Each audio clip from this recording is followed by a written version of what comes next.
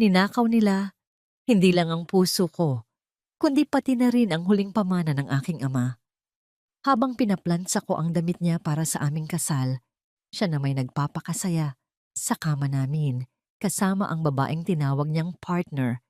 Nakakasawa ang pagiging perpekto niya, sabi ni Paulo, na parang basahan lang ang halaga ko. Akala nila, tapos na ako.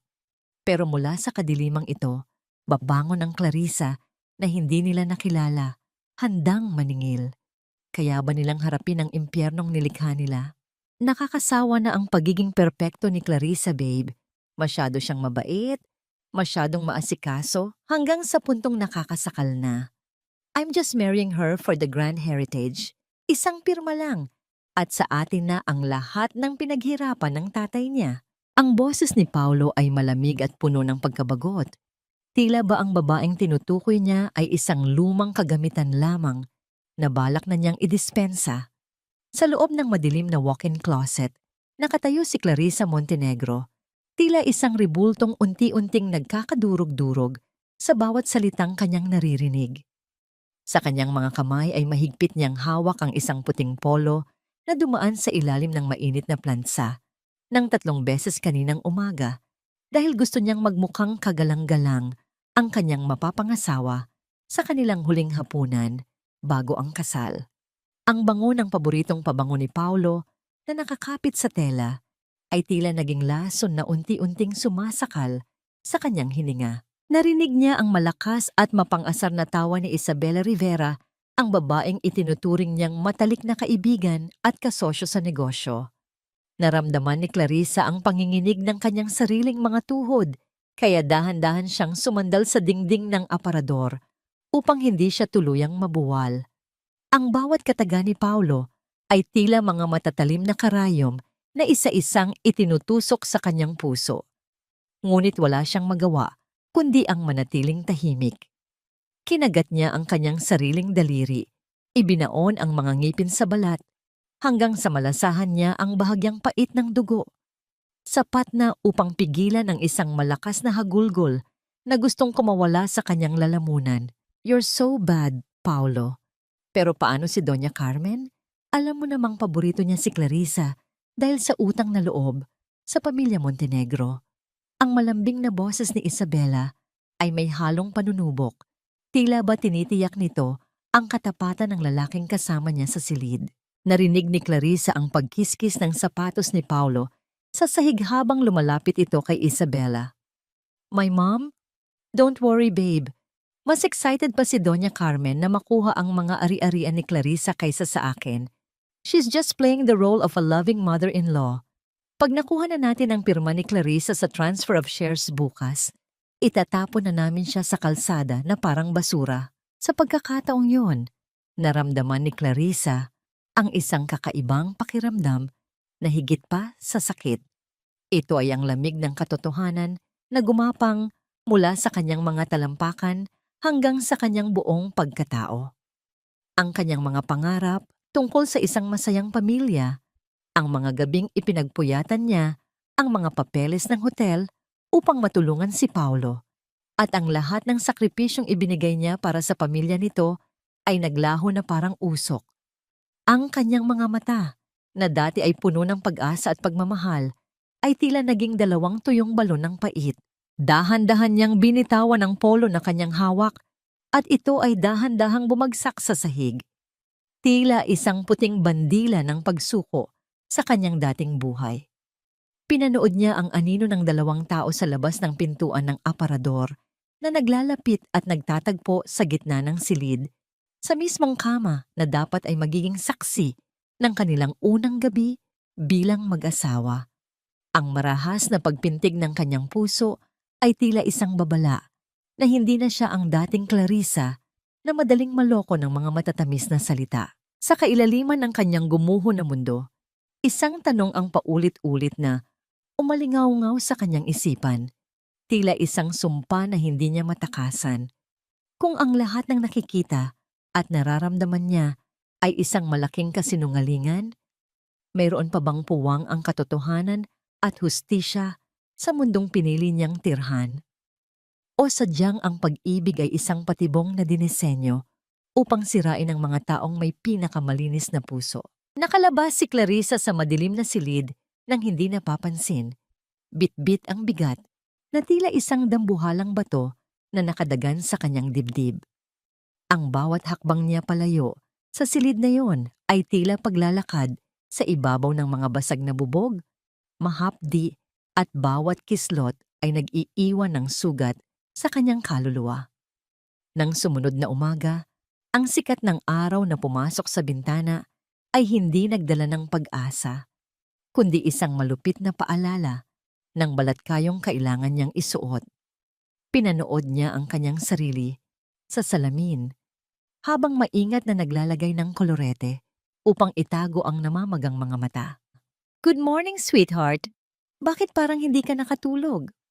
Ang boses ni Paulo ay malambing, puno ng huwad na pag-aalala habang niyayakap siya nito mula sa likuran. Naramdaman ni Clarissa ang paninigas ng kanyang buong katawan. Ang halik nito sa kanyang pisngi ay tila haplos ng isang malamig na ahas. "I'm just stressed about the wedding, Paulo. Marami pa kasing kailangang ayusin sa hotel."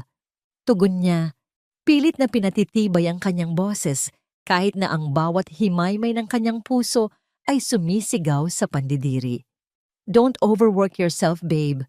Kaya ko namang ituloy ang mga transaksyon kahit wala ka muna doon. Trust me, okay?" Ang mga salitang ito, na dati ay nagpapagaan ng kanyang loob, ay tila mga babala na ngayon ng isang nakatagong patibong. Bago pa siya makasagot, ang tunog ng mabibigat na hakbang sa pasilyo ay nagpabago sa timpla ng hangin. Pumasok si Doña Carmen, ang ina ni Paulo, na ang hitsura ay tila isang reyna na handang magbigay ng hatol. Ang kanyang mga mata ay mabilis na lumibot sa silid bago tumitig ng matalim kay Clarissa. "Clarissa, iha, bakit hanggang ngayon ay hindi pa ayos ang mga kailangang bayaran para sa catering? Alam mo namang napaka-importante ng okasyong ito para sa reputasyon ng pamilya Santos. Ayaw kong mapahiya tayo sa mga bisita." Panimula ng matanda. Ang tono ng boses ay may halong awtoridad na hindi matatanggihan. "Mama, inaayos ko na po. Medyo nagkaroon lang ng aberya sa cash flow ng hotel dahil sa mga bagong renovations." Mahinahong paliwanag ni Clarissa. Agad na nagbago ang anyo ni Doña Carmen. Ang kanyang mukha ay nagpakita ng isang mapait na pait at ang kanyang boses ay naging mas matalim pa kaysa sa talim ng kutsilyo. "Huwag mong kalilimutan, Clarissa, kung hindi dahil sa amin, baka wala ng Grand Heritage ngayon. Noong nagkasakit ang tatay mo at halos mabaon kayo sa utang, sino ang tumayo sa tabi ninyo? Kami ang nagdugtong ng buhay ng hotel na yan. Utang mo sa amin ang bawat sentimeng tinatamasa mo ngayon." Ang salitang utang na loob ay tila isang kadena na mas humigpit sa leeg ni Clarissa.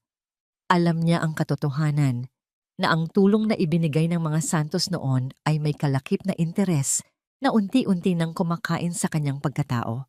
Tinitigan niya ang kanyang biyenan at sa likod ng mga matapang na mata nito, nakikita niya ang kasakiman na dati ay itinago ng pagpapanggap. "Opo, Mama, hindi ko po nakakalimutan." Maikli niyang sagot, habang ang kanyang mga kuko ay ibinaon niya sa kanyang sariling palad upang pigilan ang panginginig ng kanyang mga kamay. Nang makaalis ang mag-ina upang mag-almusal, mabilis na nagtungo si Clarissa sa kanyang computer. Ang kanyang puso ay tila isang tambol na mabilis ang pagpalo sa loob ng kanyang dibdib. Binuksan niya ang file ng mga legal na dokumento ng hotel na tanging siya lang ang may access. Ngunit nang makita niya ang pinakahuling pahina ng transfer of shares, ang kanyang hininga ay tila naputol. Doon sa ibaba ng dokumentong nagsasabing isinasanla ang malaking bahagi ng lupain ng Grand Heritage para sa isang kahina-hinalang pautang ay ang kanyang sariling lagda. Ang mga kurba ng panulat ay eksaktong katulad ng sa kanya, ngunit alam niyang kailanman ay hindi niya hinawakan ang panulat para sa dokumentong yon. Naramdaman niya ang malamig na pawis na namumuo sa kanyang noo. Ang kanyang sariling pangalan ay ginamit upang itali ang kanyang leeg sa isang kasunduang magpapabagsak sa kanya. Sa sandaling iyon, ang katahimikan ng silid ay tila naging isang malakas na sigaw na nagsasabing wala na siyang kakampi sa bahay na ito. Ang bawat sulok ng kanyang paligid ay tila nagiging masikip. Tila ang mga pader ay dahan-dahang lumalapit upang siya ay ipitin. Paano niya lalabanan ang isang kaaway na ang armas ay ang kanyang sariling pagkatao at ang mga pirma na ninakaw mula sa kanyang mga kamay? Sa gitna ng labirintong ito, ng panlilinlang, mayroon pa nga bang paraan upang mabawi ang dangal na unti-unti nang nilalamon ng dilim o sadyang huli na ang lahat para sa isang babaeng nabulag ng maling pasasalamat?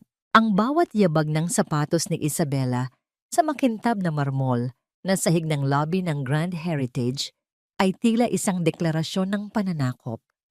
Suot ang isang pulang damit na tila humahamon sa lahat ng tumitingin. Pumasok siya na may kasamang ngiting puno ng kumpiyansa. Ang kanyang pabango, na may matamis at masangsang na amoy ng banilya, ay agad na kumalat sa hangin. Ang mismong amoy na naging saksi sa kataksilang narinig ni Clarissa sa loob ng madilim na aparador. "Hi, babe!" And oh, Clarissa, nandyan ka pala! Ang boses ni Isabela ay tila isang malambing na kanta, ngunit may nakatagong lason sa bawat nota. Lumapit siya kay Paulo at walang pasabing hinawakan ng braso nito, isang kilos na tila nagsasabing siya ang may-ari sa lalaking yon. "You look so tired, Clarissa. Siguro ay dapat ka munang magpahinga sa pagmamanage ng hotel. Look at your skin. It looks so dull. Baka ma-stress ka lang lalo sa wedding preparations niyo." Nanatiling nakatayo si Clarissa. Ang kanyang mga kamay ay mahigpit na nakakuyom sa ilalim ng kanyang desk. Nararamdaman niya ang init ng dugo na umaakyat sa kanyang mukha, hindi dahil sa hiya, kundi dahil sa matinding pagtitimpi. Ang bawat salita ni Isabela ay tila isang sampal na paulit-ulit na dumadapo sa kanyang pisngi. Ngunit kailangan niyang manatiling kalmado. Nang makarating sila sa loob ng opisina ni Paulo, hindi na nakapagpigil si Clarissa. "Paulo, kailangan nating pag-usapan ang mga gastos na nakita ko sa liquidation report. Bakit may malalaking halaga na napunta sa isang consultancy firm na pagmamay-ari ni Isabela? Hindi ba't labas na yon sa budget ng hotel?" Imbes na sumagot ng maayos, ang mukha ni Paulo ay nagdilim. Ang kanyang mga mata na dati ay puno ng pekeng lambing ay naging matatalim na tila mga balisong. "Clarissa, ano ba itong ginagawa mo? Nagiging paranoid ka na naman. Do you even hear yourself? Pinagdududahan mo ang taong gustong tumulong sa atin upang mapalago ang Grand Heritage. Hindi ito tungkol sa pagdududa, Paulo. Ito ay tungkol sa katotohanan ng mga dokumento." Ang boses ni Clarissa ay bahagyang nanginig. Isang senyales ng pagkapagod ng kanyang emosyon. "Ang totoo ay wala kang tiwala sa akin. Ganyan ka rin ba sa tatay mo bago siya mamatay? Kaya ba siya lalong nagkasakit dahil sa pagiging mapanghinala mo?" Ang mga salitang ito mula kay Paulo ay tila isang malakas na suntok sa sikmura ni Clarissa. Ang paggamit nito sa alaala ng kanyang ama upang siya ay patahimikin ay ang pinakamababang uri ng pag-atake. "Masyado kang emosyonal, Clarissa. You're becoming unstable. Baka kailangan mo nang magpatingin sa psychiatrist dahil hindi na normal ang takbo ng isip mo. You're just causing trouble for everyone." Ang bawat kataga ni Paulo ay tila isang malupit na pagkitil sa kanyang tiwala sa sarili. Naramdaman ni Clarissa ang panlalabo ng kanyang paningin dahil sa namumuong mga luha. Ngunit mabilis niya itong pinahid. Ang pakiramdam ng pagiging mag-isa sa gitna ng maraming tao ay tila isang malamig na kumot na bumalot sa kanya. Para siyang isang estranghero sa sarili niyang kaharian, pinapanood ang kanyang buhay na unti-unting ninanakaw ng 2 taong nasa harap niya. Tumayo si Paulo at lumapit sa kanyang malaking vault. Ang tunog ng pagpihit ng kombinasyon ng kandado ay tila isang hatol na nagtapos sa kanilang diskusyon. Dahil sa ipinapakita mong ugali, hindi ko nahahayaang pakialaman mo pa ang mga sensitibong dokumento ng hotel. Bukas na bukas din, ililipat ko na ang lahat ng mga orihinal na titulo at kontrata sa aking pribadong safe. Ayaw kong masira ang mga plano natin dahil lang sa iyong mga imahinasyon.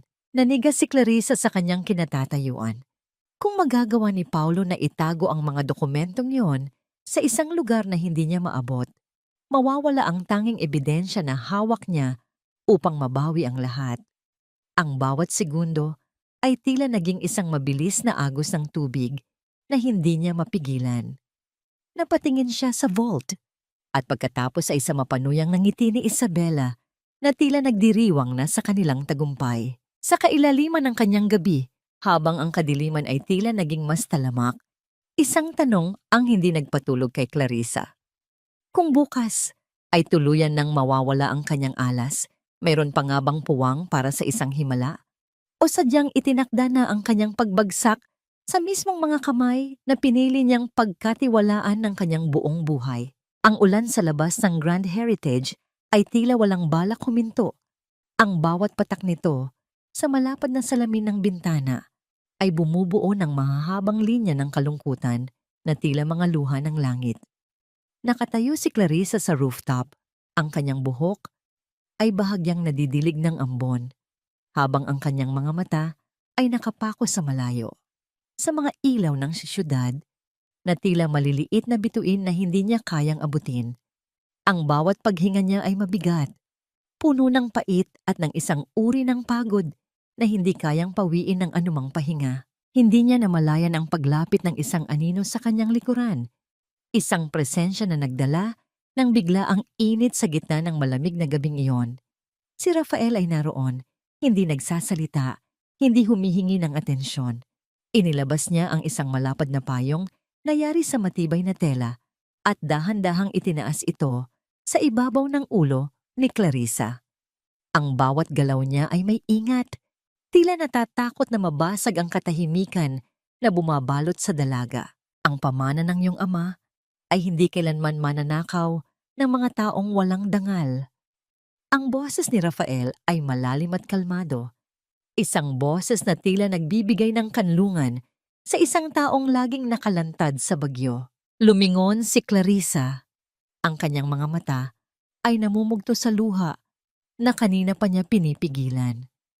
Sa harap ni Rafael, hindi na niya kailangang magsuot ng maskara. Rafael, pakiramdam ko ay wala na akong laban. Ninanakaw na nila ang lahat. Ang hotel, ang alaala ni Papa, pati na ang sarili kong dignidad. Paano ko pa mababawi ang lahat kung ang mismong lagda ko ay ginagamit na nila laban sa akin? Walang pasabi. Dahan-dahang inilabas ni Rafael ang isang manipis na folder mula sa loob ng kanyang Amerikana at inabot ito kay Clarissa. Sa loob nito ay ang kopya ng mga dokumentong akala ni Clarissa ay ligtas na nakatago sa opisina ni Paulo. Hindi sila ang nagmamay-ari ng katotohanan, Clarissa. May mga mata at tenga ang mga pader sa hotel na ito na hindi nila nakikita. Hinawakan ni Clarissa ang mga papel at sa sandaling iyon, ang kanyang mga daliri ay hindi na nakaranas ng panginginig. Ang pag-asa, gaano man kaliit, ay nagsimulang magliyab sa kanyang dibdib. Tinitigan niya si Rafael at sa unang pagkakataon, matapos ang mahabang panahon, nakakita siya ng isang taong tunay na nakakakita sa kanya. Hindi bilang isang tagapagmana o bilang isang kasintahan, kundi bilang isang babaeng may kakayahang bumangon. Bakit mo ginagawa ito, Rafael? Ang mahina niyang tanong, habang ang liwanag mula sa mga ilaw ng syudad ay sumasalamin sa kanyang mga mata. Hindi sumagot si Rafael ng direkta. Tumingin lang siya sa malayo. Ang kanyang mukha ay tila nakaukit sa isang paninindigan na hindi matitinag. Dahil ang hustisya ay hindi lamang isang konsepto sa loob ng korte. Ito ay isang obligasyon na dapat nating tuparin para sa mga taong hindi na kayang lumaban para sa kanilang sarili. Sa ilalim ng payong, Ang distansya sa pagitan nila ay tila naglaho, napalitan ng isang pangunawa na hindi na kailangan ng maraming salita.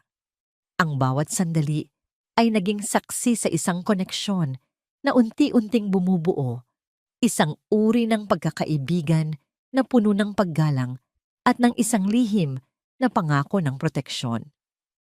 Hindi humawak si Rafael sa kanya, hindi siya niyakap, ngunit ang presensya nito ay sapat na upang maramdaman ni Clarissa na hindi na siya nag-iisa sa kanyang pakikipaglaban. Habang pinapanood niya ang pagbagsak ng ulan sa labas ng payong, naisip ni Clarissa ang susunod na mangyayari.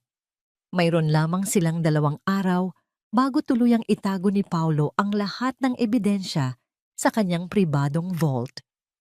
Ang bawat segundo ay tila isang ticking na orasan na nagpapaalala sa kanya na ang oras ay hindi kakampi. Ngunit sa tabi ni Rafael, ang takot na dati ay bumabalot sa kanyang pagkatao ay unti-unting napalitan ng isang malamig na determinasyon. Sa gitna ng gabing iyon, habang ang ulan ay patuloy na humahampas sa paligid, isang tanong ang nananatiling nakaukit sa kanyang isipan. Kung ang pagkakaibigan nila ang siyang magiging daan para sa kanyang kalayaan, paano niya matitiyak na ang damdaming unti-unting sumisibol sa kanyang puso ay hindi rin magiging sanhi ng panibagong sugat sa kanyang pagkatao? Ang hapagkainan sa mansyon ni Doña Carmen ay puno ng mga marangyang putahe, ngunit para kay Clarissa, ang bawat amoy ng pagkain ay tila isang nakakasakal na usok. Ang liwanag mula sa kristal na chandelier ay sumasalamin sa mga pilak na kubyertos na dahan-dahang tumatama sa mga porselanang pinggan na lumilikha ng isang tunog na tila nagpapaalala sa kanya ng bawat sentimeng ginamit ng pamilya Santos mula sa kaban ng kanyang ama. Sa tabi ni Paulo ay nakaupo si Isabela na tila isang reynang bisita, suot ang kanyang mapanuyang ngiti habang nakikipagpalitan ng tawa sa matandang babae. You know, Isabela, napakasarap mong kasama. Hindi katulad ng iba rito na parang laging may bitbit na ulan sa mukha. Panimula ni Doña Carmen, ang kanyang mga mata ay nanunuya habang nakatingin kay Clarissa. Mabuti pa itong si Isabela, Paulo. She is sophisticated, may sariling pera, at higit sa lahat, alam kung paano pahalagahan ang ating antas sa lipunan. Hindi katulad ng ilang pamilya na kailangan pang limusan bago makabangon sa hirap. Naramdaman ni Clarissa ang panunuyo ng kanyang lalamunan. Ang bawat pagsubo niya ay tila isang tinik na bumabara sa kanyang dibdib. Ang pagbanggit sa kahirapan ng kanyang pamilya noon ay isang bukas na sugat na pilit na binuburaan ng asin ng kanyang biyenan. Humigpit ang kapit niya sa tinidor hanggang sa mamuti ang kanyang mga buko-buko ng daliri. Ngunit nanatili siyang nakayuko. Mama, please. Clarissa is trying her best as. Ang boses ni Paulo ay walang laman. Tila isang obligasyong kailangang sabihin, ngunit walang halong malasakit. Trying her best? Paulo, look at her. Mula nang mamatay ang tatay niya, naging palamuti na lang siya sa hotel. She's lucky we are still pushing through with the wedding. Kung hindi dahil sa utang na loob natin sa alaala ng tatay niya, baka matagal na natin siyang ibinalik sa kalsada. Patuloy ni Doña Carmen. Ang boses niya ay naging mas matalim pa kaysa sa kutsilyong ginagamit niya sa karne. Sa gitna ng mabigat na katahimikan, ang pagdating ng isang kasambahay na nag-anunsyo ng isang bisita ay nagpabago sa daloy ng hangin. Pumasok si Rafael, bitbit ang isang katad na folder at ang kanyang karaniwang seryosong mukha. Ang kanyang presensya ay tila isang malamig na simoy ng hangin na nagpatahimik sa mainit na tensyon sa silid. Good evening, Doña Carmen. Paumanhin sa aking pag-abala sa inyong hapunan. May mga legal na dokumento lamang akong kailangang ipaliwanag kay Clarissa para sa hotel. Ang boses ni Rafael ay puno ng awtoridad at galang. Ngunit ang kanyang mga mata ay agad na humanap sa kinaroroonan ni Clarissa. Sa isang iglap, tila nagkaroon ng proteksyon ang paligid ng dalaga. Naupo si Rafael sa bakanting upuan sa tapat ni Clarissa. Nang subukan ni Doña Carmen na muling magbitiw ng masasakit na salita, Tungkol sa pamamalakad sa hotel, mahinahong sumingit si Rafael. Sa katunayan, Doña Carmen, ang Grand Heritage ay nananatiling matatag dahil sa mga pundasyong iniwan ng ama ni Clarissa. Ang kanyang pangitain ang nagligtas sa hotel na ito mula sa mga maling desisyon ng mga taong hindi nakakaunawa sa tunay na halaga ng serbisyo. Isang saglit na katahimikan ang namayani. Ang matandang babae ay tila nabulunan sa sarili niyang kayabangan. Sa ilalim ng mesa, naramdaman ni Clarissa ang pagpatak ng kanyang sariling pawis dahil sa kaba. Ngunit sa isang pagkakataon, nang aksidenteng mahulog ni Rafael ang kanyang serbinyeta, ang kanilang mga paningin ay nagtagpo sa ilalim ng hapag. Nakita ni Clarissa ang banayad na pagtango ni Rafael, isang maliit na senyas na nagsasabing, "Narito ako. Hindi ka mag-iisa." Ang simpleng pagkilos na yon ay nagdala ng isang kislap ng init sa kanyang puso. Isang pakiramdam ng pagpapahalaga na matagal na niyang kinalimutan. Matapos ang hapunan, habang ang lahat ay abala sa pakikipag-usap sa sala, lumabas si Clarissa sa veranda upang huminga ng sariwang hangin. Ngunit bago pa siya makalayo, narinig niya ang mahinang bulong ni Paulo sa likod ng malalapad na kurtina ng library. "I-ready mo na ang mga gamit bukas ng gabi, Isabela. Sisiguraduhin nating wala nang matitirang ebidensya sa warehouse. Kapag natupok ng apoy ang mga lumang kontrata ng Grand Heritage, wala nang magagawa si Clarissa kundi sumunod sa lahat ng gusto ko." Ang boses ni Paulo ay puno ng malupit na determinasyon. Naramdaman ni Clarissa ang paghinto ng pintig ng kanyang puso. Ang amoy ng usok ng sigarilyo ni Paulo ay tila naging isang masamang pangitain ng nagbabagang warehouse. Ang bawat salita nito ay tila isang hatol na susunog hindi lamang sa mga papel, kundi sa huling pagkakataon niyang makuha ang katarungan. Nakatayo siya sa dilim. Ang kanyang anino ay humahaba sa sahig ng beranda. Kung bukas ay tuluyan ng maglalaho ang kanyang tanging alas, mayroon pa nga bang puwang para sa kanyang tagumpay? O sadyang ang apoy na binabalak ni Paulo ang siyang huling tatapos sa kanyang pangarap at sa lahat ng alaala ng kanyang ama?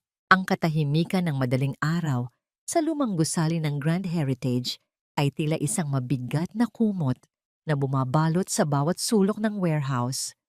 Sa ganitong oras, ang hangin ay amoy alikabok at lumang papel.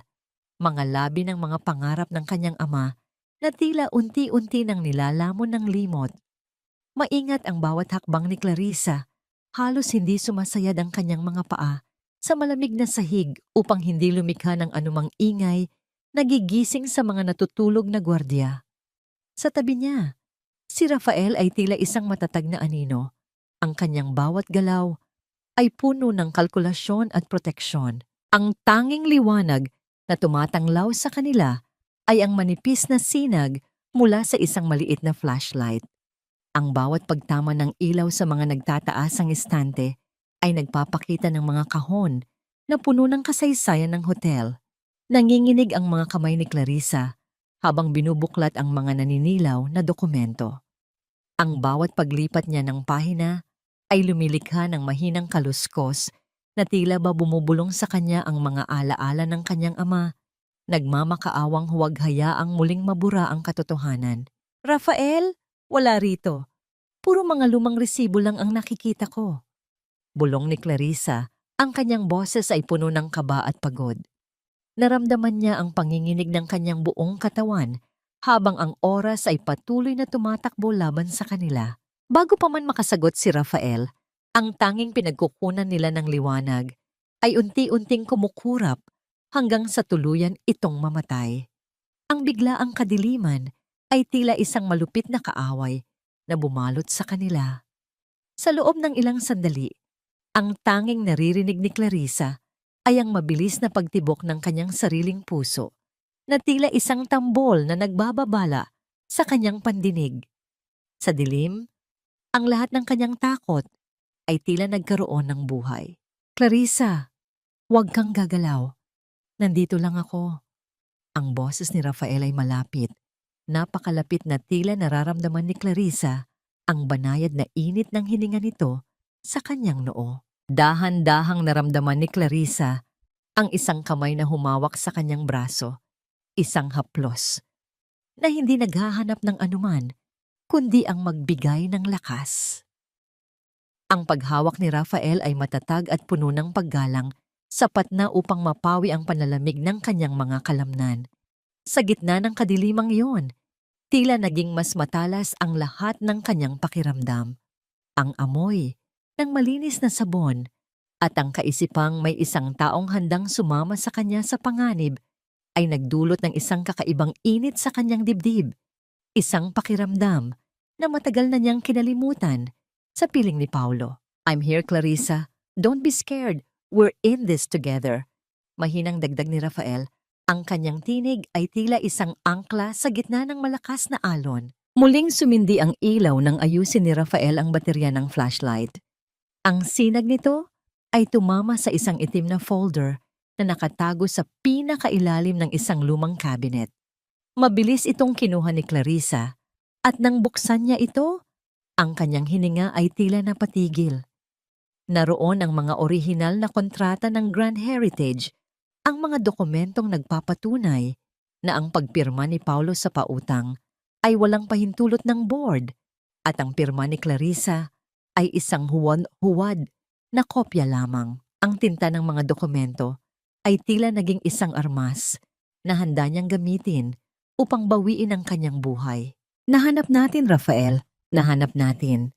Ang sabi ni Clarissa, ang kanyang mga mata ay nagniningning sa ilalim ng ilaw, hindi lamang dahil sa luha, kundi dahil sa isang bagong silang na pag-asa. Mabilis silang lumabas ng warehouse, tinatahak ang madidilim na pasilyo ng hotel patungo sa parking lot. Ngunit nang makarating sila sa loob ng sasakyan ni Rafael, biglang nagliwanag ang screen ng cellphone ni Clarissa sa loob ng kanyang bag. Ang liwanag nito ay tila isang babalang sumasampal sa kanyang mukha.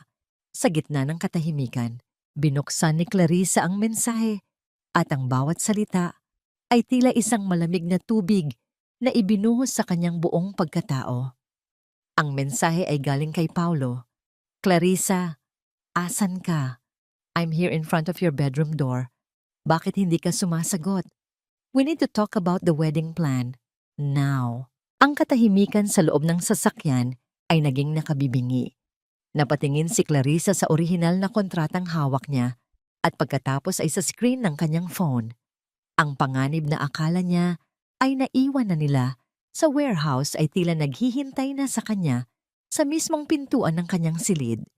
Kung bukas ay balak sunugin ni Paulo ang lahat, bakit ngayon pa siya naroroon? At paano ipapaliwanag ni Clarissa ang kanyang pagkawala sa gitna ng malalim na gabi? Ang bawat segundo sa loob ng sasakyan ni Rafael ay tila isang kumpas ng kamay ng orasan na bumabaon sa balat ni Clarissa. Ang malamig na liwanag mula sa screen ng kanyang cellphone ay nagbibigay ng asul na anag-ag sa kanyang mukha na sa sandaling iyon ay tila porselanang malapit ng mabitak.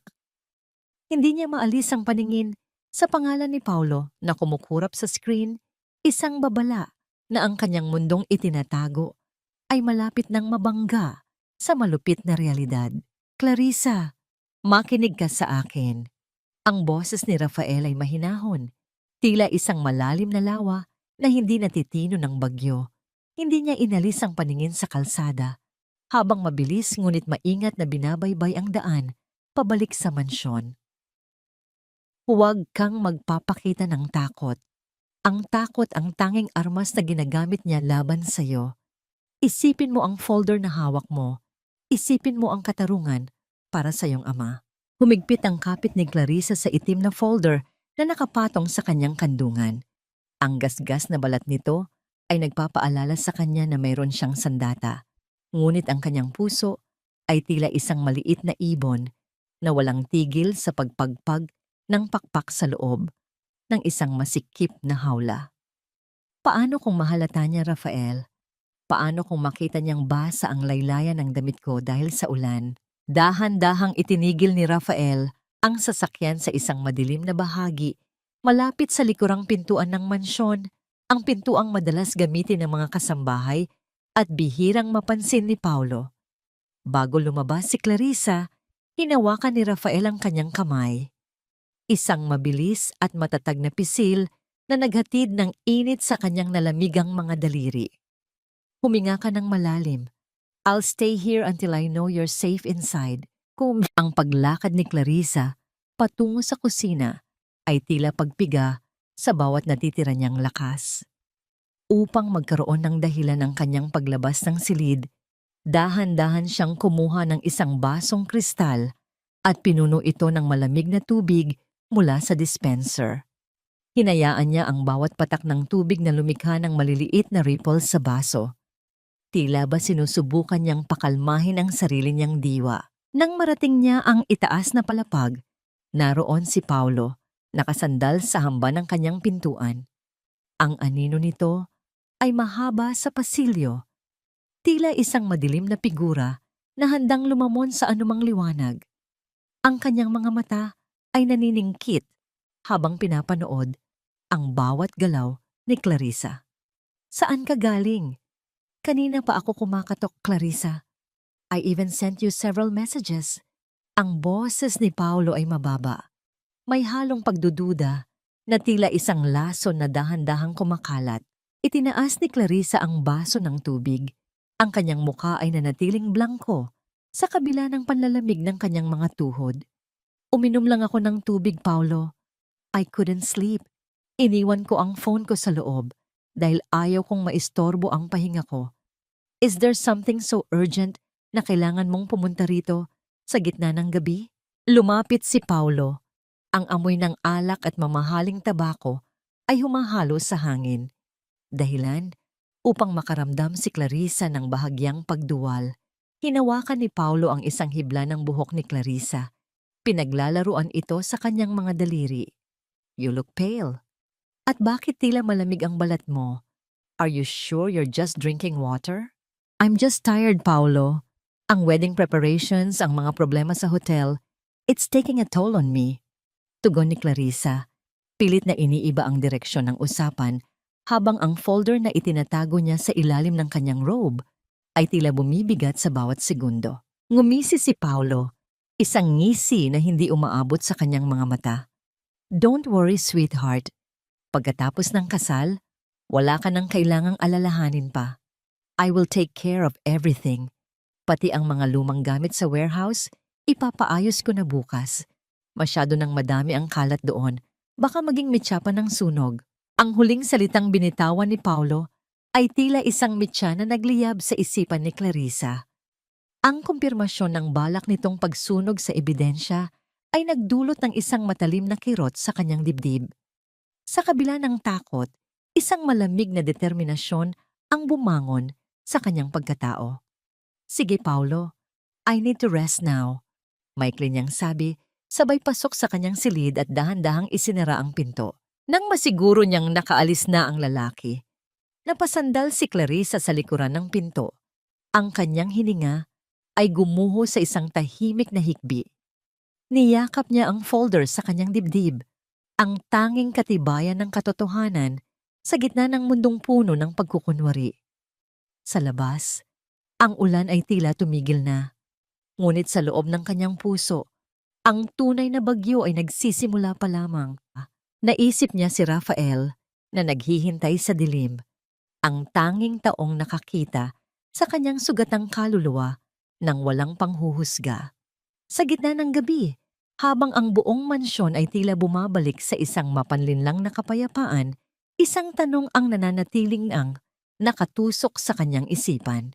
Hanggang kailan niya kayang isuot ang maskara ng isang masunuring asawa bago siya tuluyang malamon ng puot at paghihiganti.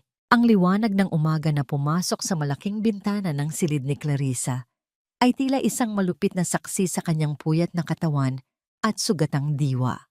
Ang bawat bahagi ng kanyang mga kalamnan ay nakararanas ng isang uri ng pait, alaala ng kanyang pagkakayukod sa madilim na warehouse kagabi. Maingat niyang hinaplos ang itim na folder na ngayon ay ligtas na nakatago sa ilalim ng sapi ng kanyang kutsyon. Ang tanging bagay na nagbibigay sa kanya ng lakas upang harapin ang panibagong araw ng pagkukunwari. Sa hapag ng almusal, ang kapaligiran ay tila isang entablado ng isang marangyang dula.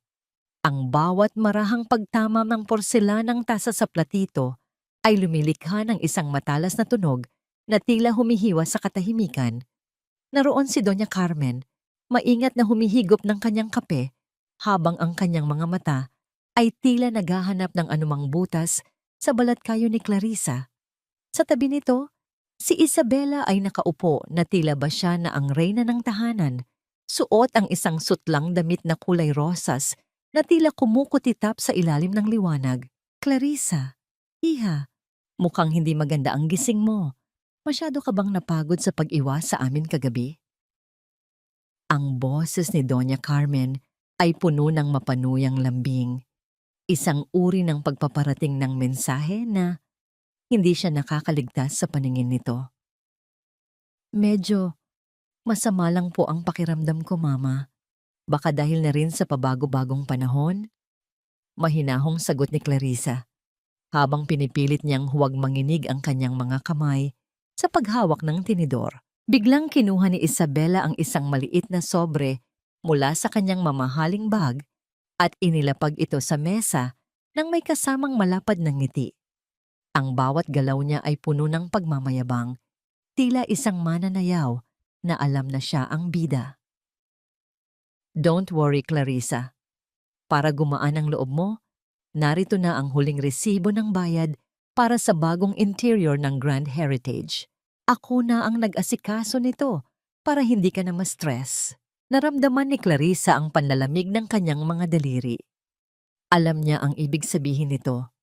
Ang perang ginamit ni Isabela ay bahagi ng pondo ng hotel na dahan-dahang ninanakaw ni Paulo.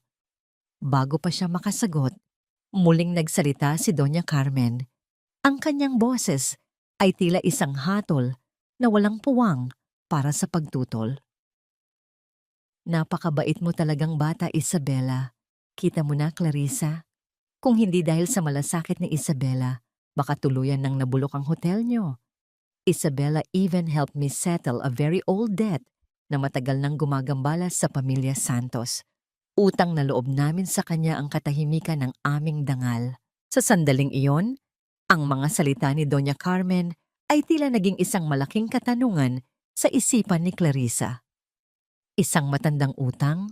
Anong uri ng utang ang kayang bayaran ni Isabela Rivera upang mabili ang katapatan ng isang Doña Carmen?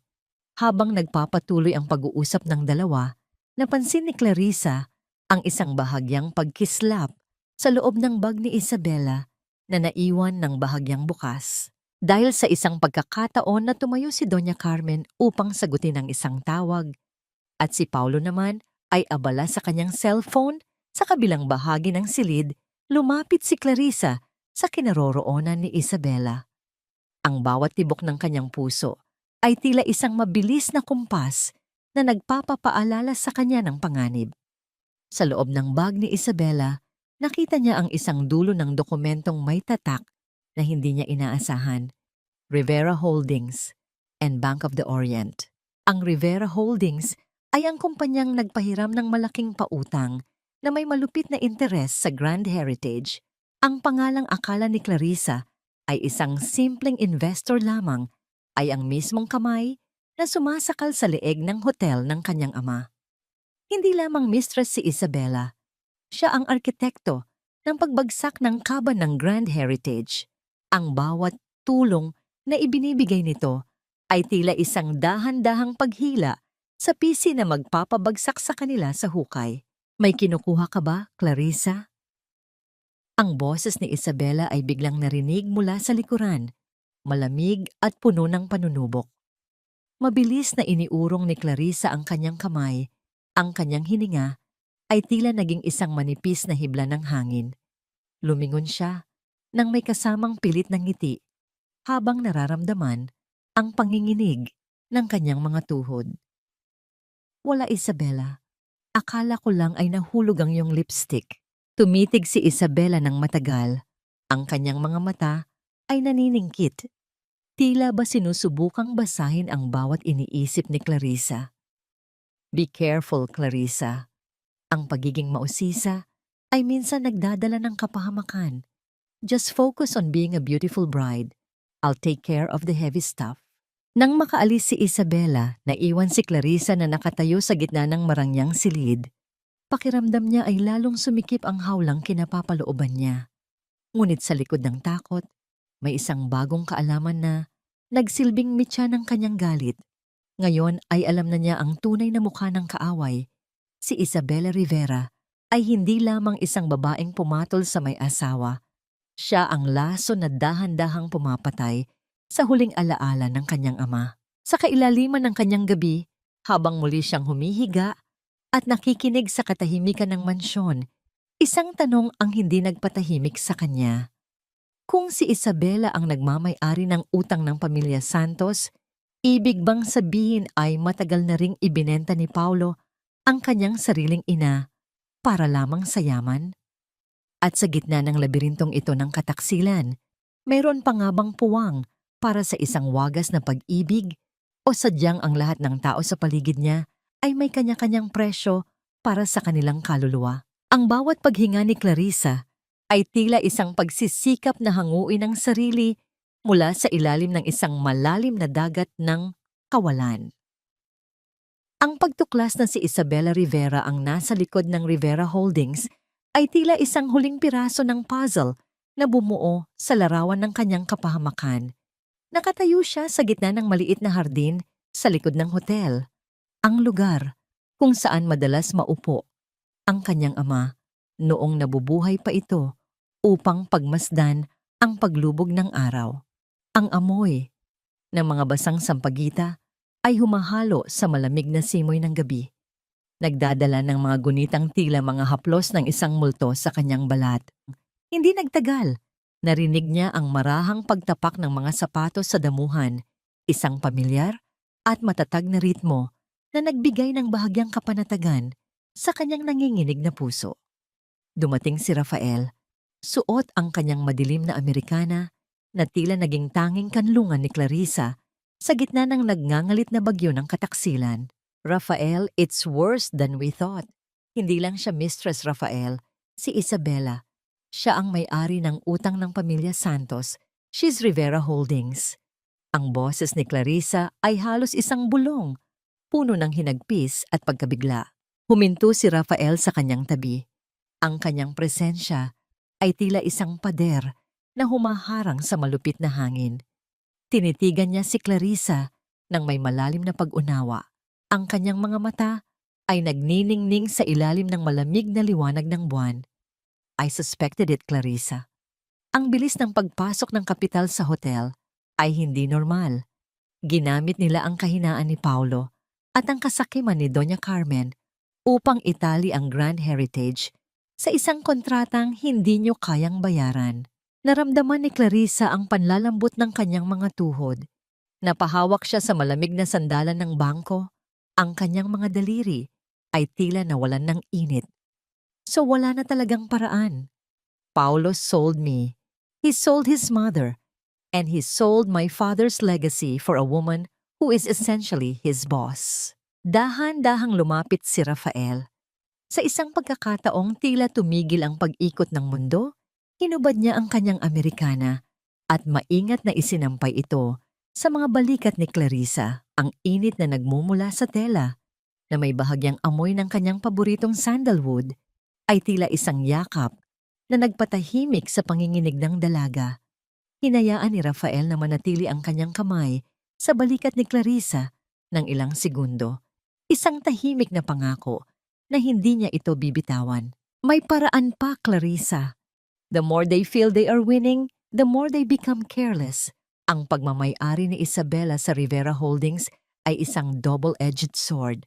It's a conflict of interest na maaari nating gamitin sa korte upang ipawalang bisa ang mga kontrata. Paliwanag ni Rafael, ang kanyang boses ay malapit sa tenga ni Clarissa, mababa at puno ng katiyakan na nagdulot ng kakaibang kislap ng pag-asa sa dibdib ng dalaga. Tumingala si Clarissa at nagtagpo ang kanilang mga paningin. Sa sandaling iyon, ang takot ay tila bahagyang napawi ng isang damdaming hindi niya maipaliwanag. Isang uri ng kilig na hindi nakabatay sa mababaw na salita, kundi sa lalim ng katapatan at proteksyon. Bakit ka nananatili sa tabi ko, Rafael? You could lose your career if Paulo finds out you're helping me. Isang tipid na ngiti ang sumilay sa mga labi ni Rafael. Isang ngiting tila nagmula sa kailaliman ng kanyang kaluluwa. Dahil ang tunay na halaga ng isang tao ay hindi nasusukat sa kanyang tagumpay, kundi sa kung sino ang pinipili niyang ipaglaban sa oras ng kagipitan. At ikaw, Clarissa, ikaw ang tanging laban na hinding-hindi ko susukuan.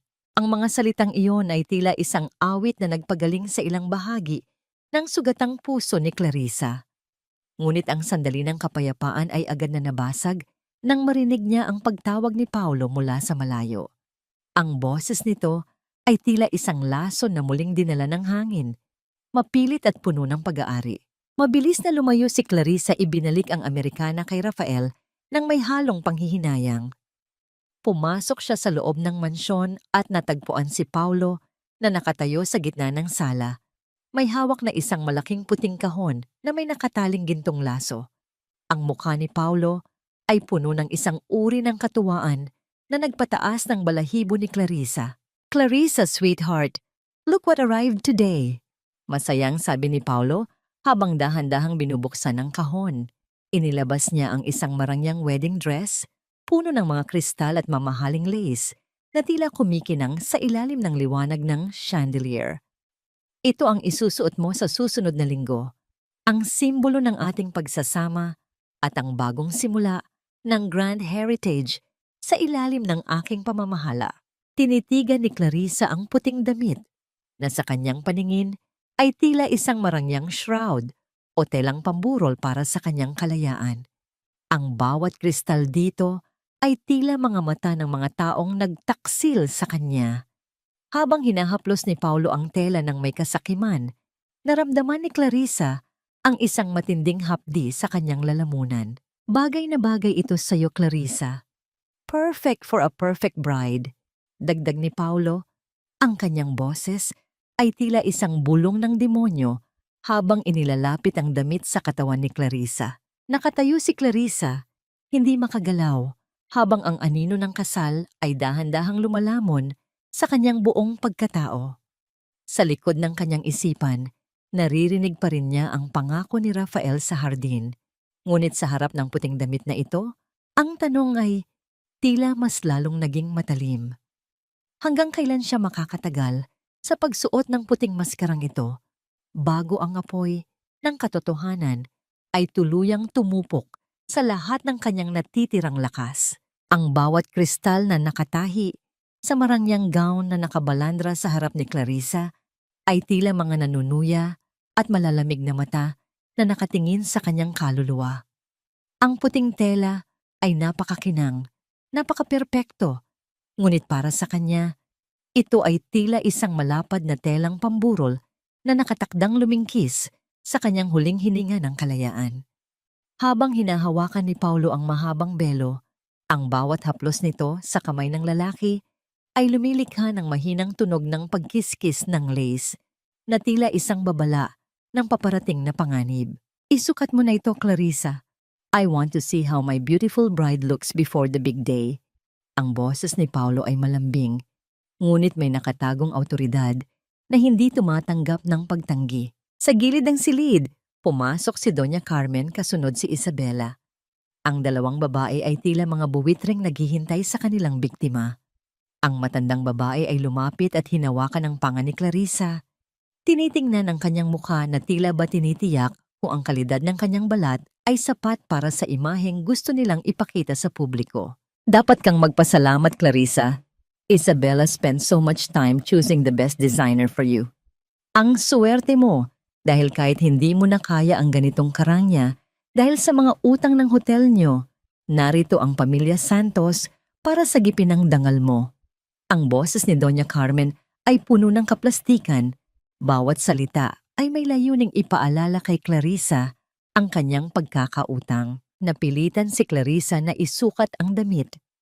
Sa loob ng fitting room, habang tinutulungan siya ng isang assistant, Ang pakiramdam ng corset na hinihigpitan sa kanyang baywang ay tila isang bakal na kamay na sumasakal sa kanyang dibdib. Nahihirapan siyang huminga, hindi dahil sa sikip ng damit, kundi dahil sa bigat ng disenyong binuo ng kanyang mga kaaway. Nang lumabas siya, sinalubong siya ng mapanuring mata ng tatlo. Lumapit si Isabela, kunwari ay inaayos ang pagkakalaylay ng belo sa balikat ni Clarissa. Ang kanyang mga daliri ay malamig at ang dulo ng kanyang mahahabang kuko ay bahagyang bumaons sa balat ng dalaga. Isang lihim na pananakit na siya lang ang nakakaalam. "You look so fragile, Clarissa. Parang isang maling galaw mo lang, guguho ang lahat. Sana lang ay kayanin mo ang bigat ng korona na ibinibigay sa iyo ni Paulo." Tiningnan ni Clarissa ang kanyang sarili sa malaking salamin. Ang babaeng nakikita niya ay nakasuot ng pinakamahal na hiyas, ngunit ang kanyang mga mata ay tila 2 tuyong balon na puno ng pait.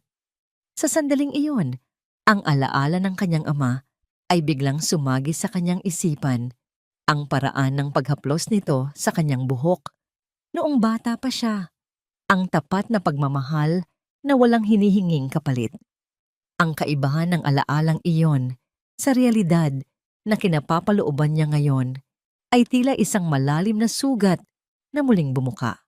Next week, Clarissa, sa harap ng lahat ng stockholders at media, isusuot mo ito. At doon, sabay nating pipirmahan ang merger ng Grand Heritage at Santos Group. It will be the biggest wedding of the year. Masayang pahayag ni Paulo habang ang kanyang mga kamay ay nakapatong sa balikat ni Clarissa. Inaangkin ang bawat bahagi ng kanyang pagkatao. Naramdaman ni Clarissa ang panginginig ng kanyang mga kalamnan sa ilalim ng mabigat na gown. Ang bawat salita ni Paulo tungkol sa merger ay tila isang hatol ng kamatayan para sa huling pag-asa ng kanyang ama. Sa gitna ng marangyang silid na iyon, sa ilalim ng liwanag ng chandelier na tila naging malalamig na bituin, nakaramdam si Clarissa ng isang matinding pag-iisa. Nang makaalis na ang lahat, naiwan si Clarissa na nakatayo pa rin sa harap ng salamin. Suot ang puting gown na tila naging isang hawla. Dahan-dahan niyang itinaas ang kanyang kamay at hinawakan ang maliit na locket na itinatago niya sa ilalim ng tela. Ang locket na naglalaman ng larawan nila ng kanyang ama. Isang tahimik na luha ang dahan-dahang gumuhit sa kanyang pisngi. Tila isang lamat sa porselanang mukha ng isang perpektong bride. Hanggang kailan niya kayang panindigan ang pagpapanggap na ito? Kung bukas ay muling magtatagpo ang kanilang mga landas ni Rafael, magagawa pa kaya niyang tumingin sa mga mata nito nang walang halong hiya? Ang puting damit na ito ay simbolo ng isang bagong simula para kay Paulo, ngunit para kay Clarissa, ito ay isang paalala na sa bawat paghigpit ng sintas ng kanyang gown, mas lalong lumalayo ang posibilidad ng kanyang tunay na kaligtasan.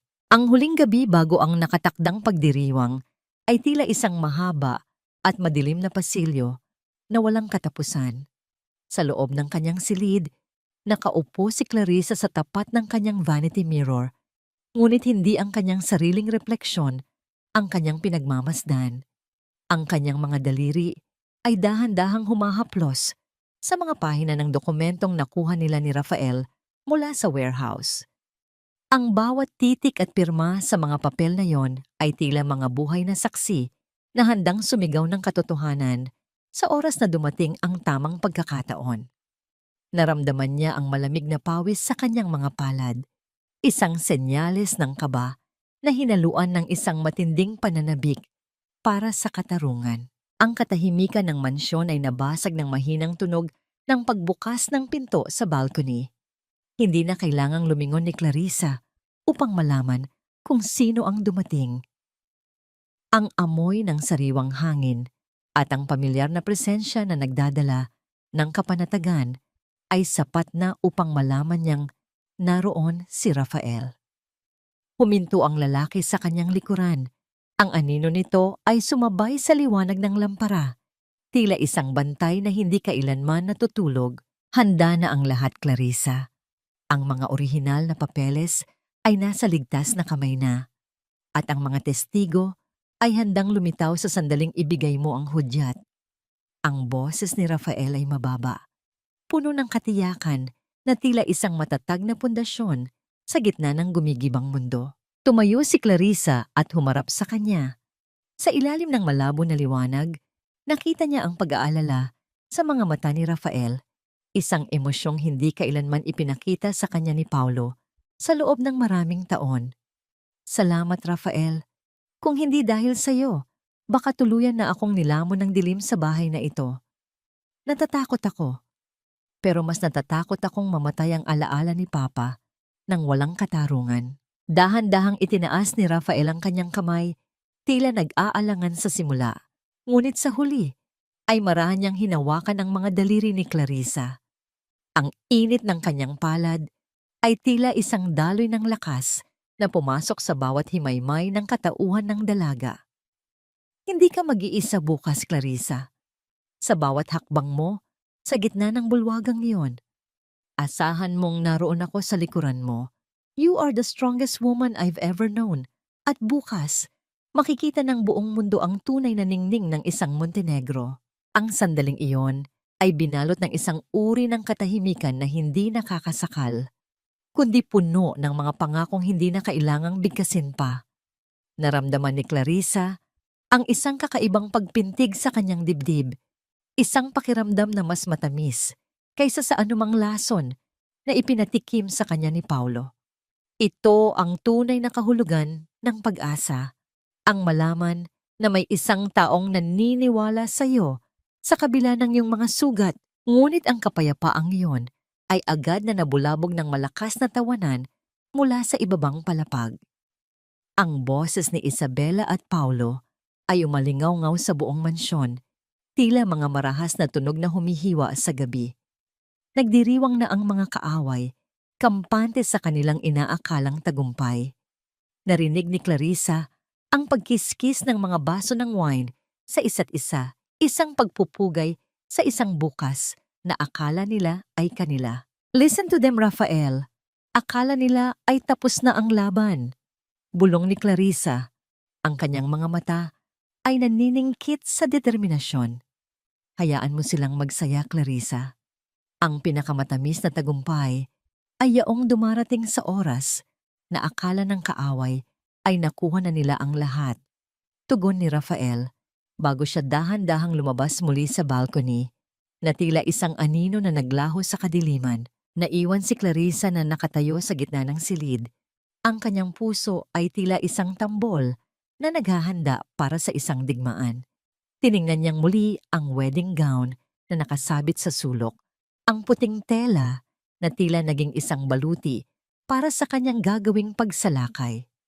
Bukas, ang bawat kristal na nakatahi roon ay magsisilbing mga talim na tatapos sa panlilinlang ni Paulo at Isabela, habang ang gabi ay dahan-dahang lumalalim at ang mga tawanan sa ibaba ay unti-unting humuhupa. Isang tanong ang nanatiling nakaukit sa isipan ni Clarissa. Kapag natapos na ang lahat at ang katarungan ay nakamit na, mayroon pa nga bang puwang para sa isang bagong simula kasama ang lalaking nagligtas sa kanyang kaluluwa? O sadyang ang katarungan ay may kalakip na presyong kailangan niyang bayaran sa pamamagitan ng pag-iisa? Ang bawat paghigpit ng sintas ng corset sa likuran ni Clarissa ay tila isang dahan-dahang pag-agaw sa kanyang huling hininga. Sa harap ng salamin, ang babaeng nakasuot ng puting gown ay tila isang estranghero, isang magandang imahe ng pagtalima na binuo mula sa mga kasinungalingan ni Paulo at Isabela. Ang marangyang silid ng Grand Heritage Ballroom ay punong-puno na ng mga piling bisita at ang mahinang himig ng mga biolin na nagmumula sa ibaba ay tila isang malungkot na harana para sa isang biktima. Nararamdaman ni Clarissa ang panlalamig ng kanyang mga daliri habang hawak ang isang maliit na clutch bag, kung saan nakatago ang isang digital recorder at ang susi sa kanilang pagkakabunyag. Pumasok si Paulo sa silid, kagalang-galang sa kanyang suot na tuxedo, ngunit ang kanyang mga mata ay naglalayag sa katawan ni Clarissa nang may pag-aaring tila isang manunubok sa kanyang biktima. Lumapit siya at marahang hinaplos ang balikat ng dalaga, isang kilos na nagdulot ng kilabot sa buong katawan ni Clarissa. You look breathtaking, Clarissa. Ngayong gabi, hindi lang tayo magiging mag-asawa sa paningin ng lahat, kundi opisyal na nating pagsasamahin ang ating mga pangarap. Isang pirma mo lang sa harap ng mga investors at tapos na ang lahat ng paghihirap mo sa hotel na ito. Ang boses ni Paulo ay tila isang matamis na lason, puno ng kumpiyansa dahil akala niya ay nasa ilalim na ng kanyang kontrol ang lahat. Sana nga, Paulo. Sana ay makuha na natin ang nararapat para sa Grand Heritage. Tugon ni Clarissa, ang kanyang boses ay nananatiling matatag sa kabila ng paninikip ng kanyang dibdib. Sa labas ng silid, sinalubong sila ni Doña Carmen at Isabela. Ang matandang babae ay nakasuot ng mga alahas na tila kumikinang sa bawat galaw, habang si Isabela ay nakatayo sa tabi nito. Suot ang isang mapanuyang ngiti na tila nagsasabing siya ang tunay na nagwagi sa labanang ito. Ang bawat hakbang nila patungo sa bulwagan ay tila isang martsa patungo sa isang hukay na sila mismo ang naghuhukay. Nang bumukas ang malalaking pinto ng ballroom, ang lahat ng mata ay nakatuon sa kanila. Ang liwanag mula sa mga flash ng kamera ay tila mga kidlat na bumubulag sa paningin ni Clarissa. Sa gitna ng karamihan, nakita niya si Rafael. Nakatayo ito sa isang madilim na sulok. Ang kanyang mga mata ay nakapako kay Clarissa nang may lalim at katapatan na nagbigay sa kanya ng lakas na kailangan niya. Ang marang pagtango ni Rafael ay sapat na upang malaman ni Clarissa na handa na ang lahat ng ebidensya sa background. Umakyat si Paulo sa entablado, hawak ang mikropono habang ang tunog ng pagkiskis ng mga baso ng wine ay dahan-dahang humuhupa sa buong silid. Ladies and gentlemen, tonight is not just a celebration of love, but a celebration of a new era for Grand Heritage. Bilang regalo ko sa aking mapapangasawa, ia-anunsyo namin ang merger na magliligtas at magpapalago sa legasiya ng mga Montenegro. Inilahad ni Paulo ang kanyang kamay upang paakyatin si Clarissa. Ang bawat hakbang ng dalaga sa hagdan ng entablado ay tila pag-akyat sa isang bitayan. Inabot sa kanya ang panulat at ang dokumento ng merger, ang mismong papel na maglilipat ng lahat ng pag-aari ng kanyang ama sa kamay ng mga Santos. Naramdaman ni Clarissa ang matatalim na tingin ni Isabela mula sa ibaba. Tila naniniguro na walang magiging aberya. Tumingin si Clarissa sa mga tao at pagkatapos ay sa dokumentong nasa harap niya. Ang tinta ng kanyang ama sa mga lumang kontrata ay tila sumisigaw sa kanyang gunita, nagpapaalala sa kanya ng tunay na halaga ng dangal. Dahan-dahan niyang inilapit ang mikropono sa kanyang mga labi.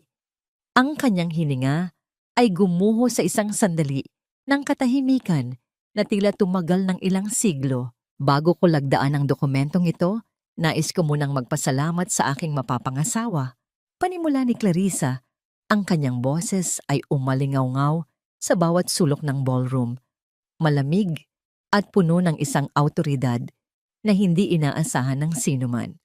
Salamat, Paulo, dahil ipinakita mo sa akin ang tunay na mukha ng kataksilan. At salamat din kay Isabela Rivera, ang lihim na arkitekto ng pagbagsak ng hotel na ito. Ang buong silid ay binalot ng isang nakabibinging katahimikan. Ang mukha ni Paulo ay biglang namutla. Ang kanyang ngiti ay naglaho at napalitan ng isang ekspresyon ng matinding pagkagulat at takot. Ang bawat mata sa bulwagan ay tila naging mga matatalim na hiyas na naghihintay sa susunod na sasabihin ni Clarissa. Sa gitna ng nagbabadyang kaguluhan, nararamdaman ni Clarissa ang mabilis na pagtibok ng kanyang puso. Tila isang tambol na naghahanda para sa huling pagsalakay. Ngunit sa likod ng entablado, ang mga screen na dapat ay magpapakita ng kanilang mga larawan sa kasal ay biglang nagbago. Nagpapakita ng mga dokumentong nagpapatunay ng huwad na lagda at ang mga mensahe ng kataksilan ni na Paulo at Isabela. Ang tanong na nananatiling, Nakaukit sa isipan ng lahat ay kung hanggang saan ang kayang gawin ng isang nasugatang babae upang bawiin ang lahat ng ninakaw sa kanya o kung ang katotohanan ito ay simula lamang ng isang mas malaking gulo na hindi na niya kayang pigilan. Ang bawat mata sa loob ng bulwagan ng Grand Heritage ay tila naging mga matatalim na hiyas na nakatusok sa pagkatao ni Paulo at Isabela. Ang katahimikang bumalot sa paligid ay napakabigat. Tila ba ang hangin ay naging isang malapot na likido na mahirap lang hapin. Sa malalaking screen sa likuran ni Clarissa, ang mga dokumento ng huwad na lagda at ang mga pag-usap ni na Paulo at Isabela tungkol sa planong pagsunog sa warehouse ay dahan-dahang gumugulong, tila isang walang katapusang listahan ng kanilang mga kasalanan. Ang bawat kataga sa screen ay tila isang matalim na palaso na tumatama sa huling bahagi ng kanilang dangal. Clarissa, ano bang ibig sabihin nito? You're making a scene. This is all a mistake. Baka nahack lang ang system natin. Ang boses ni Paulo ay nanginginig. Ang dating kumpiyansa ay napalitan ng isang desperadong tono habang pilit niyang inaagaw ang mikropono mula sa kamay ni Clarissa. Ang kanyang mukha na kanina ay maaliwalas, ay tila naging isang puting papel sa sobrang takot. Hindi kumilos si Clarissa. Nanatili siyang nakatayo ng tuwid. Ang puting wedding gown ay tila naging isang baluti ng katarungan sa halip na simbolo ng pagsuko.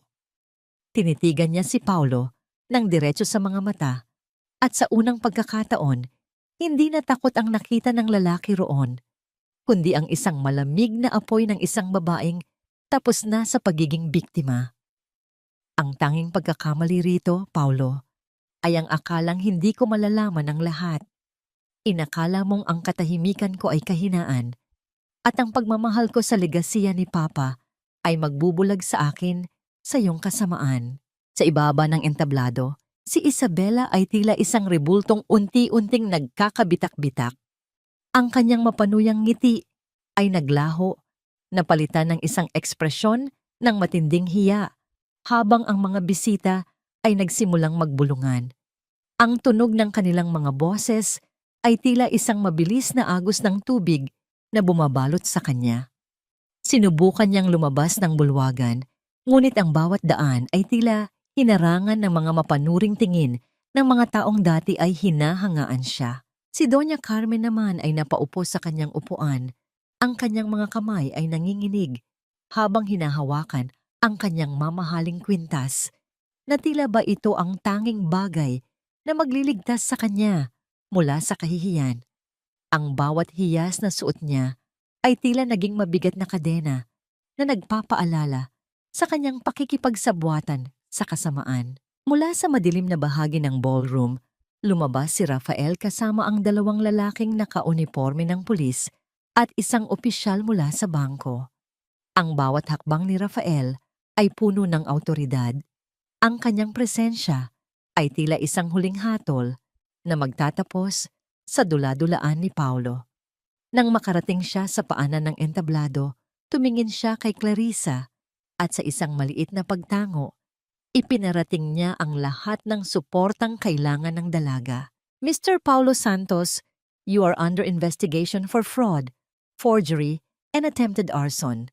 Ang boses ng opisyal ay umalingaw-ngaw sa katahimikan, tila isang malakas na kulog na nagtapos sa lahat ng pag-asa ni Paulo. Naramdaman ni Clarissa ang panlalambot ng kanyang mga tuhod, hindi dahil sa takot, kundi dahil sa isang matinding ginhawa na tila isang malakas na ulan na naghugas sa lahat ng pait sa kanyang puso.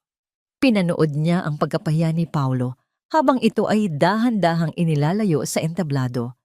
Ang mga mata ng lalaki ay puno ng pagsisisi na huli na para sa anumang kapatawaran. Si Isabela naman ay nanatiling nakatayo. Ang kanyang dating kagandahan ay tila naging isang madilim na anino sa harap ng katotohanang nabunyag. Dahan-dahang bumaba si Clarissa sa entablado. Ang bawat hakbang niya ay tila pagtatapon ng bawat piraso ng sakit na dinanas niya sa loob ng mansyon ng mga Santos. Nang marating niya ang kinaroroonan ni Rafael, Hindi na niya napigilan ang isang tahimik na luha na gumuhit sa kanyang pisngi. Inabot ni Rafael ang kanyang kamay at marahang pinahid ang luhang iyon. Ang haplos ng kanyang mga daliri ay tila isang pangako ng isang bagong umaga. Tapos na, Clarissa, ang Grand Heritage ay sayo na muli. Bulong ni Rafael. Ang kanyang boses ay tila isang malambing na kanta na nagpatahimik sa ingay ng paligid. Ngunit sa kabila ng tagumpay at ng katarungang nakamit, naramdaman ni Clarissa ang isang malalim na sugat sa kanyang pagkatao na hindi agad maghihilom ng isang gabi lang. Tiningnan niya ang bulwagan na dati ay simbolo ng kanyang mga pangarap at ngayon ay naging saksi ng kanyang pinakamasakit na paglalakbay. Isang katanungan ang nanatiling nakaukit sa kanyang isipan habang ang mga bisita ay dahan-dahang umaalis at ang mga ilaw ng ballroom ay isa-isang namamatay. Kapag ang lahat ng kaaway ay wala na at ang katotohanan ay nananaig na, paano mo muling bubuuin ang isang pusong binuo mula sa mga pira-pirasong piraso ng kataksilan at sapat na kaya ang katarungan upang punan ng puwang na iniwan ng isang ninakaw na pagtitiwala? Ang marangyang bulwagan ng Grand Heritage na kanina lamang ay saksi sa isang magulong pagbubunyag ay binalot na ngayon ng isang uri ng katahimikang tila may sariling bigat. Ang mga tirang palamuti at mga laylay na bulaklak sa bawat sulok ay nagsilbing mga labi ng isang pangarap na kailanman ay hindi itinakdang magkatotoo. Nakaupo si Clarissa sa gitna ng entablado, malayo ang tingin, habang ang puting wedding gown na suot niya ay tila naging isang mabigat na pasanin sa kanyang paghinga. Dahan-dahan niyang hinubad ang kanyang belo at hinayaang mahulog ito sa sahig. Ang dahan-dahang pagbagsak ng manipis na tela ay tila isang huling hininga ng kanyang nakaraan. Narinig niya ang mahinang tunog ng mga sapatos na papalapit, isang mabagal at nag-aalinlangang hakbang. Sa kanyang gilid, lumitaw si Doña Carmen, ang matandang babae na dati ay puno ng yabang at awtoridad, ay tila lumiit sa paningin ni Clarissa. Ang kanyang mga mata ay puno ng luha at ang kanyang mga kamay ay nanginginig habang pilit na humahawak sa laylayan ng gown ni Clarissa. Clarissa, hiha, huwag mong gawin ito sa amin. Baka pwedeng pag-usapan pa natin ang demanda laban kay Paulo. Isipin mo ang pinagsamahan natin, ang utang na loob mo sa amin nung naghihirap ang tatay mo. Ang boses ni Doña Carmen ay basag, puno ng desperasyon, na tila isang huling pagsisikap na isalba ang kanilang gumigibang mundo. Tumingin si Clarissa sa kanyang biyenan at sa unang pagkakataon, wala na siyang naramdamang takot o galit. Tanging isang malalim na pagod at awa ang nanatili sa kanyang puso. Tapos na ang utang na loob, Doña Carmen. Binayaran ko na yon ng bawat patak ng dugo at luha ko sa loob ng mansyon ninyo. Ang katarungan para sa aking ama ay hindi pwedeng tapatan ng anumang pakiusap. Paulo chose his path, and now, he has to face the consequences. Nang talikuran ni Clarissa ang matanda, naramdaman niya ang isang kamay na pumatong sa kanyang balikat. Si Rafael ay naroon. Ang kanyang presensya ay tila isang matatag na pader na humaharang sa anumang sakit na gustong bumalik. Hindi ito nagsalita, ngunit ang paraan ng pagtingin nito sa kanya ay tila nagsasabing tapos na ang gabi ng pagdurusa. The office is cleared, Clarissa. Nakasecure na ang lahat ng mga account ng hotel. Wala na silang mahahawakan pa kahit isang sentimo. Mahinahong sabi ni Rafael. Inilabas niya ang kanyang madilim na Amerikana at maingat na isinampay ito sa mga balikat ni Clarissa. Binabalot siya ng init na matagal na niyang hinahanap-hanap. Salamat, Rafael. I don't know where I'd be right now if you didn't believe in me. Bulong ni Clarissa. Sa gitna ng katahimikan ng bulwagan, ang kanilang mga paningin ay muling nagtagpo. Naramdaman ni Clarissa ang banayad na pagpintig ng kanyang puso, hindi dahil sa kaba, kundi dahil sa isang uri ng kapayapaan na tila isang dahan-dahang paghilom ng isang malalim na sugat. Let's go home, Clarissa. Hindi sa mansyon ng mga santos, kundi sa lugar kung saan ka tunay na kabilang. Ang boses ni Rafael ay puno ng lambing. Isang uri ng pangako na tila isang bagong simula. Naglakad sila palabas ng ballroom. Iniwan ang lahat ng karangyaan na naging saksi ng kanyang pagkakakulong. Habang binabaybay nila ang pasilyo, naramdaman ni Clarissa ang presensya ni Rafael sa kanyang tabi. Ang bawat hakbang nila ay tila isang himig ng kalayaan. Ngunit sa kabila ng lahat ng tagumpay, may isang bahagi ng kanyang puso na nananatiling nagtatanong. Nang marating nila ang parking lot, ang hangin sa labas ay malamig at sariwa, malayo sa nakakasakal na amoy ng pabango ni na Paulo at Isabela. Huminto si Rafael sa tapat ng kanyang sasakyan at tiningnan si Clarissa nang may lalim na tila sinusubukang basahin ang bawat bahagi ng kanyang kaluluwa. Isang maranghaplos sa kanyang pisngi ang ginawa ni Rafael. Ang init ng kanyang palad ay tila isang gamot sa lahat ng pait na dinanas ni Clarissa. "You're free now, Clarissa. You can finally breathe," bulong ni Rafael. Tumingin si Clarissa sa madilim na langit, kung saan ang mga bituin ay dahan-dahang nagpapakita sa likod ng mga ulap. Ang katarungan ay nakamit na at ang Grand Heritage ay muling nasa kanyang mga kamay. Ngunit habang pinagmamasdan niya ang seryosong mukha ng lalaking nasa harap niya, isang tanong ang hindi nagpatahimik sa kanyang isipan. Pagkatapos ng lahat ng panlilinlang na naranasan niya, handa na ba siyang muling magtiwala sa isang pag-ibig na tila masyadong perpekto upang maging totoo? O sadyang ang sugat ng nakaraan ay sapat na upang hadlangan ang anumang bagong pag-asa na gustong sumibol sa kanyang puso? Ang sikat ng hapon na tumatagos sa malalaking bintana ng opisina ni Clarissa ay tila isang ginintuang yakap na nanggagaling sa kabilang buhay. Ang bawat alikabok na sumasayaw sa sinag ng araw ay tila mga piping saksi sa muling pagkabuhay ng Grand Heritage. Sa ibabaw ng mesa, wala na ang mga malalasong dokumento ni Paulo. Sa halip, naroon ang isang luma at kupas na larawan ng kanyang ama, na tila ba nakangiti at nagpapahayag ng katuwaan sa tagumpay ng kanyang kaisa-isang anak. Hinaplos ni Clarissa ang gilid ng kwadro at sa unang pagkakataon, ang kanyang mga daliri ay hindi na nanginig sa takot, kundi sa isang uri ng kapanatagan na matagal na niyang ipinagkait sa kanyang sarili. Ang katahimikan ng opisina ay dahan-dahang nabasag ng marahang pagbukas ng pinto. Ang boses ni Rafael ay tila isang malambing na kumpas na nagdala ng init sa silid. Pumasok siya bitbit ang 2 tasa ng mainit na tsa. Ang bango ng mansanilya ay agad na kumalat sa hangin, nagbibigay ng pakiramdam ng isang tahanang hindi kailanman naging mapang-abuso. "You've been working too hard again, Clarissa.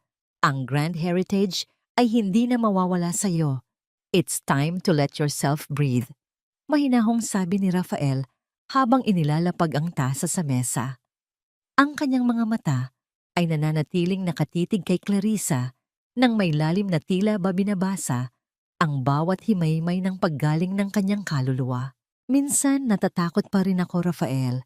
Natatakot ako na baka paggising ko, nasa loob pa rin ako ng aparador na yon, nakikinig sa mga kasinungalingan nila." Ang boses ni Clarissa ay bahagyang nanginig, isang pag-amin ng sugat na kahit unti-unti nang naghihilom ay mayroon pa ring peklat.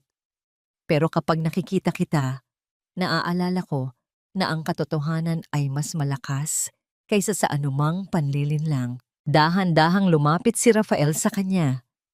Hindi ito nag-atubiling hawakan ang kanyang kamay na nakapatong sa mesa. Ang bawat daliri nito ay tila naghahatid ng isang lihim na pangako ng katapatan. "Ang kabanatang yon ng buhay mo ay tapos na, Clarissa. Si Paulo at Isabela ay nahaharap na sa katarungan at si Doña Carmen ay wala ng kapangyarihang saktan ka pa.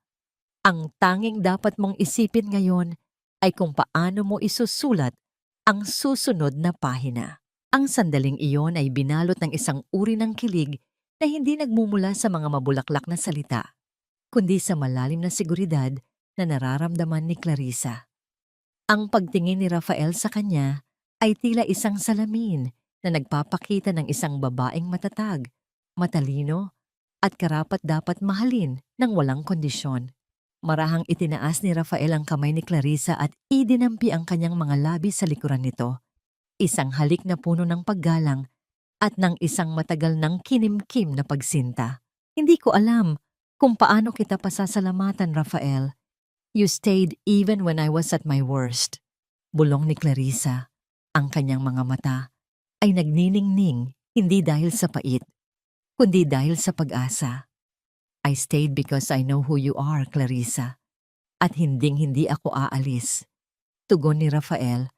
Ang boses ay puno ng katiyakan na tila isang angkla na humahawak sa kanila sa gitna ng payapang dagat. Lumabas silang dalawa sa balcony ng hotel. Pinagmamasdan ang unti-unting pagbabago ng kulay ng langit mula sa asul patungo sa kulay kahel at lila. Ang hangin ay humahaplos sa buhok ni Clarissa. Tila ba tinatangay nito ang huling labi ng sakit na naranasan niya sa mansyon ng mga Santos. Nakatayo sila roon, magkatabi. Ang kanilang mga anino ay nagtatagpo sa sahig bilang simbolo ng isang bagong simula. Ngunit sa kabila ng kagalakang ito, naramdaman ni Clarissa ang isang bahagyang kirot sa kanyang puso para sa mga taong nawalan ng direksyon dahil sa kasakiman. Ang katarungan ay nakamit na, ngunit ang pagpapatawad sa sarili ay isang mahabang paglalakbay na kasisimula pa lamang. Tiningnan niya ang dulo ng abot-tanaw, kung saan ang dilim ay dahan-dahang lumalamon sa liwanag, at naisip niya ang tungkol sa huling bahagi ng kanyang plano. Habang ang gabi ay tuluyan ng bumabalot sa syudad, isang tanong ang nanatiling nakaukit sa kanyang isipan. Kung ang Grand Heritage ay muli nang nagliliwanag, handa na ba siyang tuluyang ibaon ang nakaraan at tanggapin ang pag-ibig na iniaalay ni Rafael? O sadyang may mga lihim pa ring natitira sa mga sulok ng hotel na maaaring muling gumulo sa kanyang natatamasang kapayapaan? Ang bawat pahina ng nakaraan ay tila dahan-dahan ng natutuyo, gaya ng mga talulot ng bulaklak na naiwan sa pagitan ng mga luma at maalikabok na libro. Sa loob ng piitan, ang ingay ng rehas na isinasara at ang malamig na semento ay naging bagong tahanan ni na Paulo at Isabela. Ang kanilang kasakiman ay nagbunga ng isang ani ng pag-iisa at pagsisisi na habambuhay nilang dadalhin. Si Doña Carmen naman, na dating reyna ng mga Santos, ay namumuhay na ngayon sa isang maliit at tahimik na dampa sa probinsya. Malayo sa rangya na dati niyang ipinagmamalaki. Tanging ang mga alaala ng kanyang mga maling desisyon ang nagsisilbing kasama sa bawat hapunan. Sa Grand Heritage, ang hangin ay hindi na amoy lason at panlilinlang. Ang bawat sulok ng hotel ay muling pinuno ng halimuyak ng mga sariwang bulaklak at ang masiglang boses ng mga empleyadong itinuturing ni Clarissa na pamilya. Isang gabi, habang ang buwan ay tila isang pilak na barya sa kalangitan, nakatayo si Clarissa sa gitna ng hardin.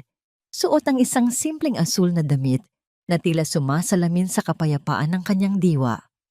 Wala na ang mabigat na wedding gown, wala na ang corset na sumasakal sa kanyang hininga. Iniisip mo pa rin ba sila? Ang boses ni Rafael ay malambing, puno ng pag-unawa, habang dahan-dahan itong lumalapit sa kanya. Ang bawat hakbang nito sa damuhan ay lumilikha ng mahinang tunog ng pagyapak na tila isang ritmong nagpapakalma sa paligid. Lumingon si Clarissa, isang tunay at wagas na ngiti ang sumilay sa kanyang mga labi. Hindi na Rafael, ang galit at poot ay mga pasanin na matagal ko nang ibinaba. I have forgiven myself for being blind at hinayaan ko na ang tadhana ang humusga sa kanila. Ang mahalaga ngayon ay ang kasalukuyan. Dahan-dahang hinawakan ni Rafael ang magkabilang balikat ni Clarissa at iniharap ito sa kanya. Sa ilalim ng liwanag ng mga bituin, ang kanilang mga paningin ay nagtagpo ng may lalim na higit pa sa anumang salita. Ang Grand Heritage ay hindi lamang isang gusali ngayon, Clarissa. It is a symbol of your strength. At ikaw ang pinakamagandang legasiya na iniwan ng iyong ama. Inilapit ni Rafael ang kanyang mukha sa mukha ni Clarissa. Ang kanilang mga noo ay marahang nagdait. Isang sandali ng pagkakaisa na tila itinakda ng tadhana. Naramdaman ni Clarissa ang banayad na pintig ng puso ni Rafael na sumasabay sa kanyang sarili. Sa gitna ng katahimikan, naramdaman niya ang isang banayad na halik sa kanyang noo, isang selyo ng proteksyon at wagas na pag-ibig na kailanman ay hindi niya naramdaman sa piling ng iba. Handa ka na bang buksan ang bagong kabanata kasama ako? Bulong ni Rafael, ang boses ay tila isang pangako ng katapatan. Higit pa sa handa, Rafael, tugon ni Clarissa habang dahan-dahang isinasandal ang kanyang ulo sa dibdib ng lalaki. Ang kwento ng Clarissa Montenegro ay hindi nagtapos sa isang madilim na aparador, kundi sa isang maliwanag na hardin kung saan ang pag-asa ay muling sumibol. Natutunan niya na ang tunay na katarungan ay hindi lamang ang pagpaparusa sa mga nagkasala, kundi ang pagpapahintulot sa sariling muling lumigaya at magmahal ng walang takot. Sa dulo ng abot-tanaw, ang liwanag ng bukang liwayway ay dahan-dahang nagpapakita. Nagbabadya ng isang bagong umaga na puno ng katarungan, pag-asa at isang pag-ibig na tunay na nagpapagaling.